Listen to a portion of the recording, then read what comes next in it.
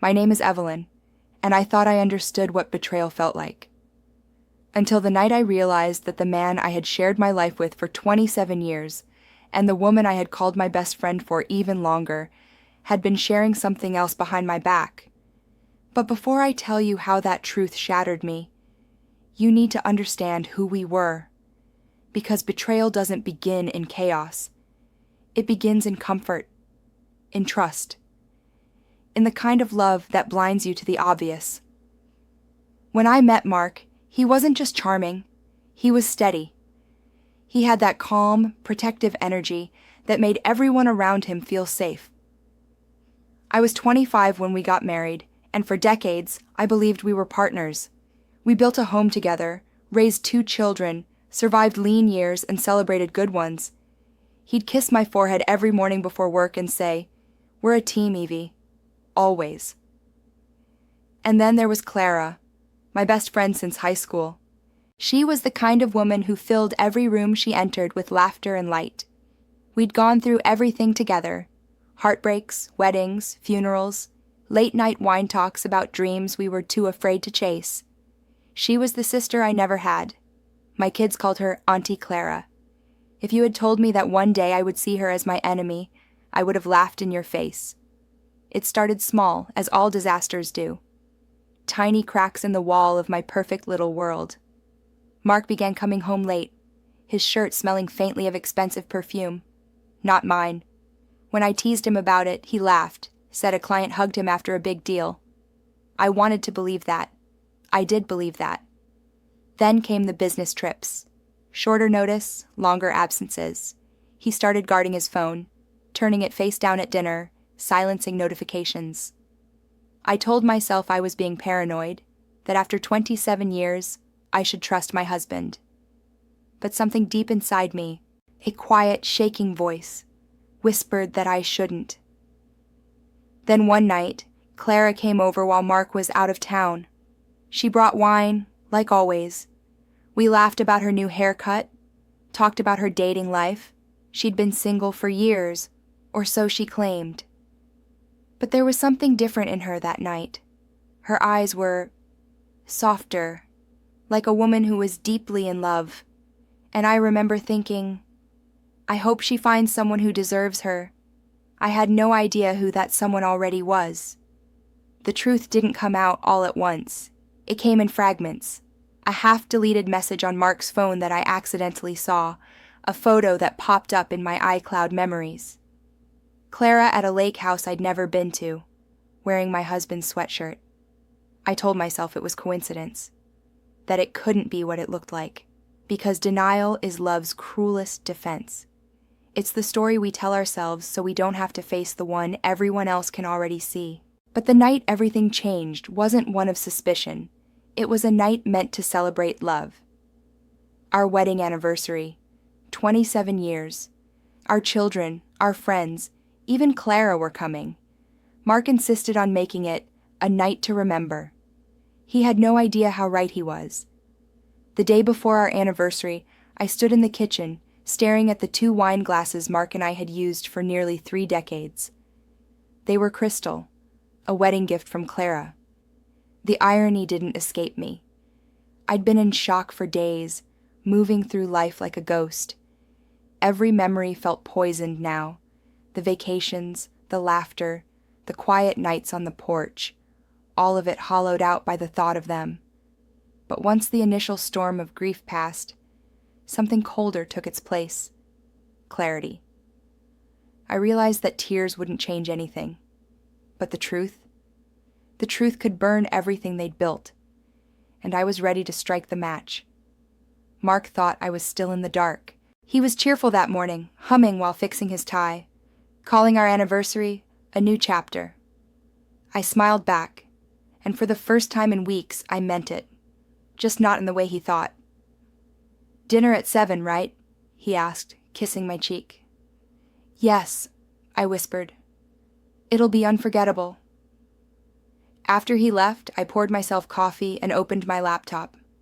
I'd been gathering proof, not because I doubted what I'd seen, but because I wanted undeniable evidence.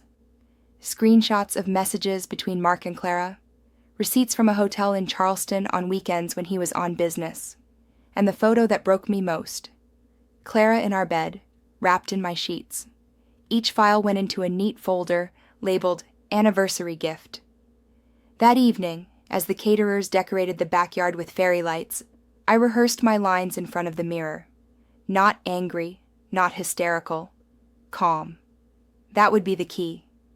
Anger could be dismissed as emotion. But calm? Calm unsettles people.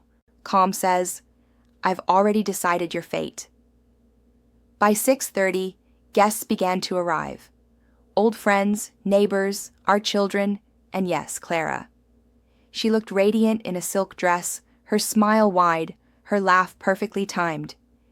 If guilt had a face, it wore lipstick that night. She hugged me tightly, whispering, Happy anniversary, sweetheart. You two are my favorite couple.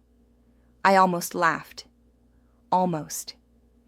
At the dinner table, everything sparkled. The glasses, the cutlery, the fake perfection. Mark made a toast, thanking everyone for celebrating 27 years of love, loyalty, and partnership. The word loyalty nearly made me choke. When it was my turn to speak, I stood up slowly, holding my wine glass steady. My hands didn't tremble. My voice didn't shake. I looked around the table and smiled. Mark's right, I began. 27 years is a long time. It's full of memories, of lessons, and of truths. And tonight, I want to share a truth that's been living quietly in our home for months. A ripple of curiosity moved through the guests.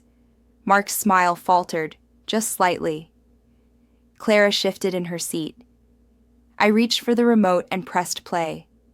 The outdoor projector flickered to life. And on the screen, one by one, appeared the photos. Mark and Clara at the lake house, text messages that read like confessions, and finally, a short video of them kissing in my own living room. The silence that followed was absolute. For a moment, no one breathed.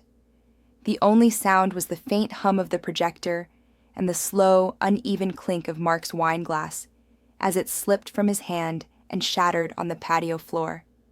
Then came the whispers, short gasps, confused murmurs, a wave of disbelief spreading through our perfect little gathering.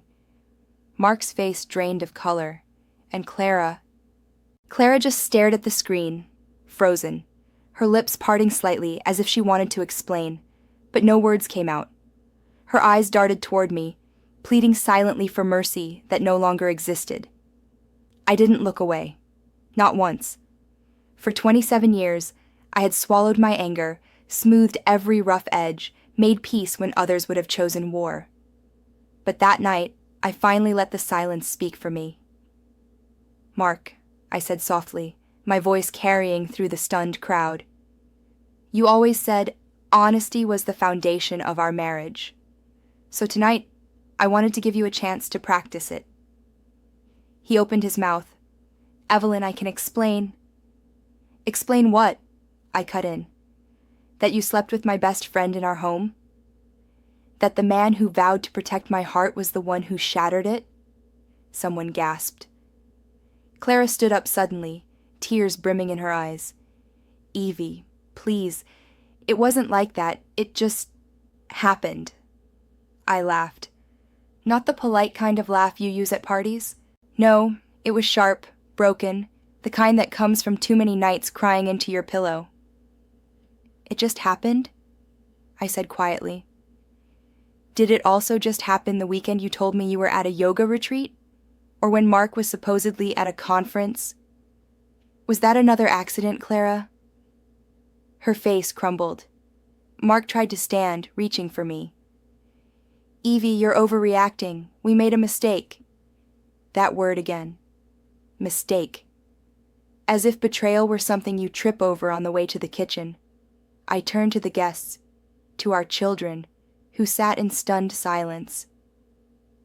My husband and my best friend, I said, voice trembling but firm, decided that my love, my trust, my life were worth less than a secret affair, and my only mistake was believing they deserved me. the guests began to rise, unsure whether to leave or comfort me. I waved a hand toward the door. "Please, enjoy the food. It's all paid for. Consider it a celebration of truth." Then I turned back to Mark, who looked small now, the confident man I'd known replaced by someone I didn't recognize. "Happy anniversary," I whispered. "Here's to 27 years. And the freedom I should have given myself sooner." I walked away from that table, from that house, from that life, feeling something I hadn't felt in years. Power. Because in exposing their lies, I had finally reclaimed my voice. The night I walked out of that anniversary dinner, I left behind more than a marriage. I left behind the version of myself that kept choosing pain disguised as love. I didn't go home.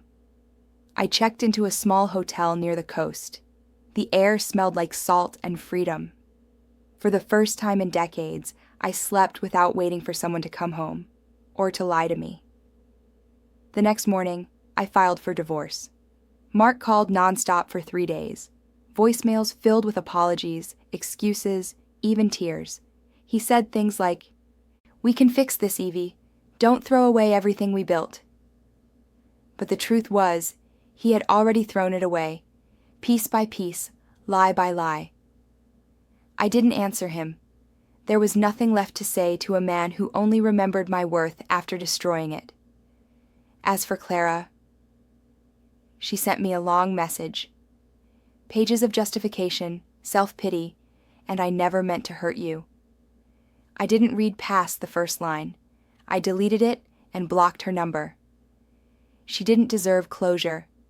Some people need to live with the echo of what they did. In the months that followed, the fallout spread like wildfire. Mark's reputation, gone. Friends who had once admired our perfect marriage stopped calling. Clara moved to another city, pregnant, alone, and suddenly not the shining star she used to be. And me? I rebuilt. Not fast, not perfectly. But brick by brick, I built a life that finally belonged to me. I sold the house that had become a mausoleum of false promises, bought a little cottage by the water, started painting again, something I hadn't done since before the kids were born. There's something healing about turning blank space into color. It reminded me that I could still create beauty from nothing, even from ashes. My daughter visited one weekend, still shaken by what happened. She looked at me, her eyes full of questions she couldn't quite ask. Finally, she said, "Mom, how do you forgive something like that?" I smiled sadly. "You don't," I said. "You just stop giving it power. Forgiveness isn't about freeing them. It's about freeing yourself." Now, a year later, I sometimes sit on my porch and watch the tide roll in. The nights are quiet, no more fake anniversaries, no more pretending everything is fine, just peace. If you've ever been betrayed by someone you loved, someone you trusted, you know that pain doesn't fade overnight, but it does fade, and in its place grows something stronger: self-respect, clarity, freedom. When people ask me if I regret what I did that night, the photos, the public humiliation, the spectacle, I tell them no. Not for a second. Because sometimes the only way to end a lie is to set it on fire where everyone can see it burn. So, to anyone out there watching this, if you're holding on to something that's killing you, let it go. Expose the truth, even if your voice shakes. Because peace doesn't come from silence. It comes from finally being heard.